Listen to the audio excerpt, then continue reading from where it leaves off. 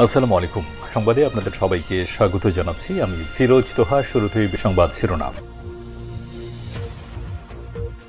বাংলাদেশের সর্বশেষ গুরুত্বপূর্ণ আপডেট সংবাদে আপনাকে স্বাগত। শুরুতেই সংবাদ শিরোনাম, পরে বিস্তারিত। প্রথমেই জানাবো, জুলাই সনদ প্রণয়ন, রাষ্ট্রের সংস্কার এবং গণহত্যাকারীদের বিচার দৃশ্যমানের পরে নির্বাচন দিতে হবে। আমি ফ্যাসিবাদ ও স্বৈরাচার মুক্ত পরিবেশে এবারের ঈদে আনন্দ আগের তুলনায় অনেকটা অর্থবহ এবং আনন্দঘন হয়েছে, এমন মন্তব্য করেছে বাংলাদেশ জামাত ইসলামের কেন্দ্রীয় কর্মপরিষদ সদস্য, ঢাকা মহানগর উত্তরের আমির মোহাম্মদ সেলিম উদ্দিন। আজ রাজধানীর একটি মিলনায়তনে উত্তরা পূর্ব থানা জামাত আয়োজিত ঈদের পুনর্মিলনী ও ইউনিট দায়িত্বশীল সমাবেশে প্রধান অতিথির বক্তব্যে তিনি এসব কথা বলেছেন। এ সময় তিনি বলেন, আমরা সংস্কার বিচার ছাড়া নির্বাচন চাই না। প্রথমে জানাবো, ইসরায়েলের বীরশেবা শহরে সরাসরি মিসাইল দিয়ে গুড়িয়ে দিল ইরানের সেনাবাহিনী। ইসরায়েলের সামরিক বাহিনী জানিয়েছে, আমরা বেসামরিক নাগরিকদের আগাম সতর্কবার্তার দেওয়ার কিছুক্ষণ পরে সেখানে ব্যাপক হারে ইরানের ক্ষেপণাস্ত্র হামলা হয়েছে। এতে ওই শহরটি আগুন ধরে গেছে। ইহুদিবাদী ইসরায়েলিরা পালাতে পারছে না।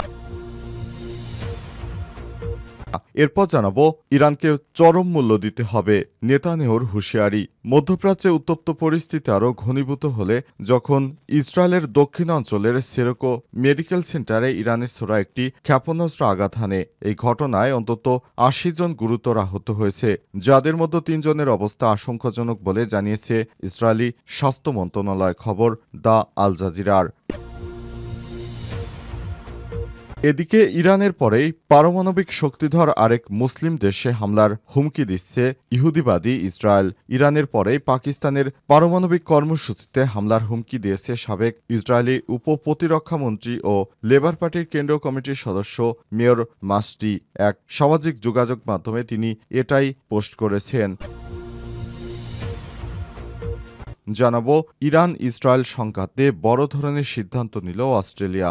অস্ট্রেলিয়া জানিয়েছে, তারা তেহরানে অবস্থিত দূতাবাসের কার্যক্রম স্থগিত করেছে। ফের ইরানের পারমাণবিক স্থাপনায় ইসরায়েলের হামলা চালানো এবং একে এক সপ্তাহ ধরা চলা বিমান যুদ্ধের কোনো নির্দিষ্ট সমাপ্তির পরিকল্পনা না থাকায় নিরাপত্তা পরিস্থিতির অবনতিকে এর কারণ হিসেবে উল্লেখ করেছে দেশটি।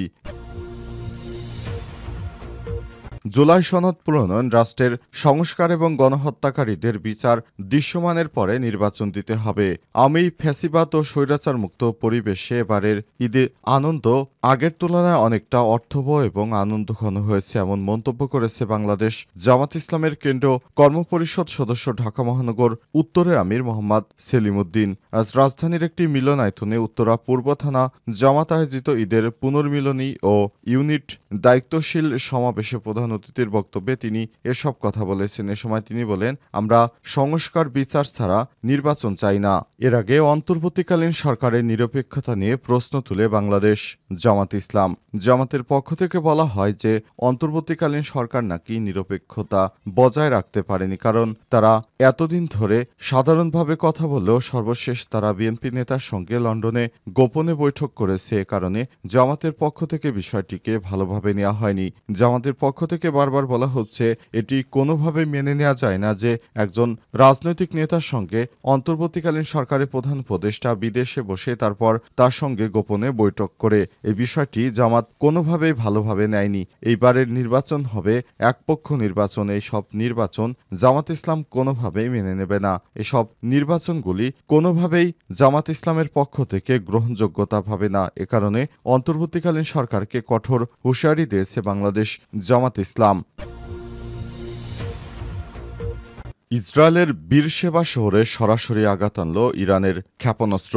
ইসরায়েলের সামরিক বাহিনী বেসামরিক নাগরিকদের আগাম সতর্কবার্তা দেওয়ার কিছুক্ষণের মধ্যেই রকেট হামলা এবং প্রতিরোধ ব্যবস্থা সক্রিয় হয়। তীব্র বিস্ফোরণের শব্দ শোনা যায়। প্রত্যক্ষদর্শীরা তখন সামাজিকভাবে বীরবেশা শহরে আগুন ও ধোঁয়ার ছবি পোস্ট করছে। বীরশেবা ইসরায়েলের নেভেক মরুভূমি অঞ্চলে অবস্থিত। কোনো স্থাপনায় ঠিক কিভাবে হামলা হয়েছে তা এখনও স্পষ্ট নয়, তবে অন্তত ৯টি স্থানে ইরানে ক্ষেপণাস্ত্র সরাসরি আঘাত করার ঘটনা ঘটছে বলে দাবি করা হচ্ছে। সাম্প্রতিক প্রতিবেদনে বলা হয়েছে, ইসরায়েলি সামরিক বাহিনী জানিয়েছে যে ইরান থেকে নতুন একটি ক্ষেপণাস্ত্র হামলার তরঙ্গ শনাক্ত করা হয়েছে এবং প্রতিরক্ষা ব্যবস্থা এগুলো প্রতিহত করতে কাজ করছে। এদিকে দ্য টাইমস অফ ইসরায়েল জানাচ্ছে, ইসরায়েলের দক্ষিণাঞ্চল শহরে বীরসেবা এবং আশপাশের এলাকাগুলোতে সাইরেন বাজানো হয়েছে। কুদস নিউজ নেটওয়ার্কের বরাতে জানা গেছে, বীরসেবা শহরের একটি ভবনে ক্ষেপণাস্ত্র আঘাত এনেছে। এদিকে সংবাদ মাধ্যম আল জাজিরা জানিয়েছে, ইসরায়েল ও অধিকৃত পশ্চিম তীর থেকে সম্প্রচার নিষিদ্ধ থাকায় তারা জর্ডান থেকে প্রতিবেদন করছে। এদিকে ইরানের পারমাণবিক অস্ত্রের ইস্যুতে একমত হয়েছে যুক্তরাজ্য, যুক্তরাষ্ট্র। এই দুই দেশের শীর্ষ প্রতিনিধিরা জানিয়েছেন, ইরান কখনোই পারমাণবিক অস্ত্র অর্জনের সুযোগ দেয়া যাবে না।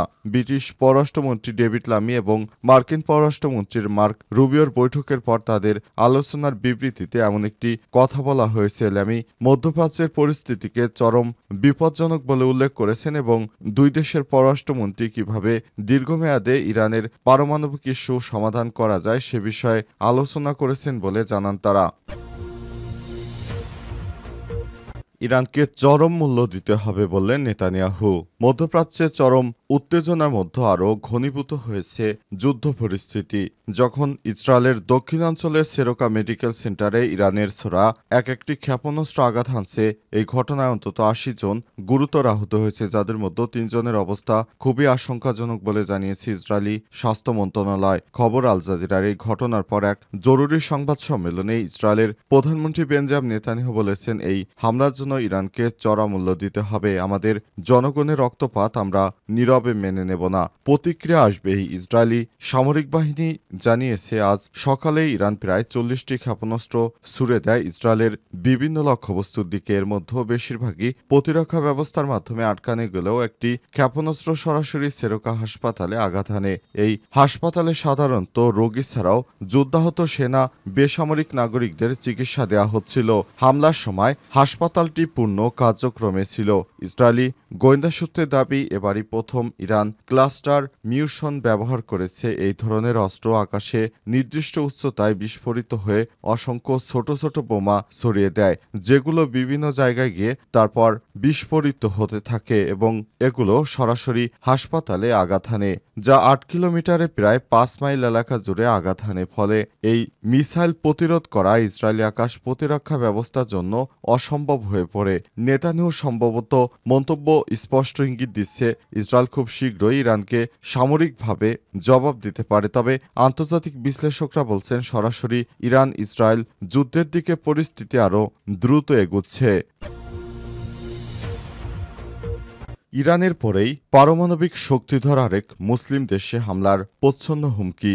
ইরানের পরেই পাকিস্তানের পারমাণবিক কর্মসূচিতে হামলার হুমকি দিয়েছে সাবেক ইসরায়েলের উপ প্রতিরক্ষামন্ত্রী ও লেবার পার্টির কেন্দ্রীয় কমিটির সদস্য মের মাসরি। একটি সামাজিক যোগাযোগ মাধ্যমে টুইটারে পোস্টে এমনটাই দেখা যাচ্ছে। মাসরি আরবি ও উর্দুতে লিখেছেন, ইরানের অভিযান শেষ হওয়ার পর আমরা পাকিস্তানের পারমাণবিক কর্মসূচি ভেঙে দেওয়ার চেষ্টা করতে পারি। মাসরি বর্তমানে কোনো সরকারি পদে নেই, তবে তিনি লেবার পার্টির শীর্ষ নেতৃত্বের অংশ হয়। ইসরায়েলের রাজনৈতিক ও কৌশলগত মহলে তার প্রভাব রয়েছে। খবর দেয় এক্সপ্রেস ট্রিবিউনের। তিনি আরও লিখেছেন, পাকিস্তান ইরান থেকে খুব দূরে নয়, এটুকু বুঝলেই যথেষ্ট। মাসটি এই মন্তব্যের পরপরই সামাজিক যোগাযোগ মাধ্যম ব্যবহারকারীরা ক্ষুব্ধ প্রতিক্রিয়া জানিয়েছে। অনেকেই পাকিস্তানের পক্ষে একজোট হয়ে মাসটির মন্তব্যের তীব্র নিন্দা জানিয়েছেন। পাকিস্তান ট্র্যাজেডিক ফোরামের এক্স অ্যাকাউন্ট থেকে এক ব্যঙ্গাত্মক পোস্টে বলা হয়েছে, এইরকম কোনো পরিকল্পনার আগে ক্যাপ্টেন লুটজের সঙ্গে পরামর্শ করে নিও, উনি অবশ্যই স্ট্র্যাটেজি ঠিক করতে সাহায্য করবেন পাকিস্তান। আরেকজন ব্যবহারকারী উসমান খানি লিখেছেন, হা, যখন আমাদের পারমাণবিক অস্ত্র ছিল না তখনও তোমরা মিশন ফ্রিডম ফ্লাইট চালাতে সাহস করনি, আর এখন আছে তাই স্বপ্ন দেখে যাও। এর আগে পাকিস্তানের উপপ্রধানমন্ত্রী ও পররাষ্ট্রমন্ত্রী ইসাকদার ইসরায়েলকে কঠোর সতর্কবার্তা দিয়েছিলেন। তিনি বলেন, ইসরায়েলের উদ্দেশ্যে আমাদের বার্তায় স্পষ্ট, পাকিস্তানের দিকে চোখ তুলে তাকাবেন না। তিনি আরও বলেছেন, দেশটি সর্বোচ্চ সতর্ক অবস্থায় আছে এবং যে কোনো আগ্রাসনের জবাব দিতে পাকিস্তান যথেষ্ট শক্তি ও দৃঢ়তা রয়েছে। ইসহাক দার ভারতের সঙ্গে আগের উত্তেজনাকর পরিস্থিতির কথাও স্মরণ করিয়ে দেন এবং তিনি বলেছেন, পাকিস্তানিরা তখন যেভাবে একত্রিত হয়েছিল, এবারও দেশের সার্বভৌমত্ব রক্ষায় সবাই ঐক্যবদ্ধ থাকবে। এরই মধ্যে সামাজিক যোগাযোগ মাধ্যমে গুজব ছড়ায় যে ইরানের উপর হামলা হলে ইসরায়েলের বিরুদ্ধে পারমাণবিক হামলার হুমকি দিয়েছে পাকিস্তান। তবে পাকিস্তান সরকার এই দাবি সরাসরি নাকচ করে দিয়েছে। তারা বলেছে, আমাদের পারমাণবিক শক্তিধর রাষ্ট্রের সক্ষমতা অন্য কোনো বাহ্যিক রাষ্ট্রের জন্য ব্যবহৃত হচ্ছে না।